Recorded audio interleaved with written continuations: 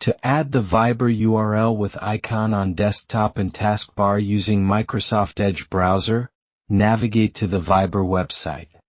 Click the three-dot menu in the top right corner of the browser window. Although this option allows you to install the website as an app as well. However, to pin the website on taskbar, bring mouse cursor over the More Tools option.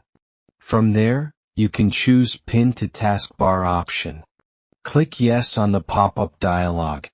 The website shortcut will be instantly added to taskbar on the bottom of desktop screen. To add Viber page link as desktop shortcut, resize the Edge browser to make your desktop visible. Then drag the security icon in address bar and drop it on your desktop. Discover dozro.com for free courses on graphic design, video editing, browser tips, computer tricks, and website creation. You'll also find an impressive range of products, most priced under $20. Don't forget to like the video and subscribe to the Dozro channel. Thank you for watching.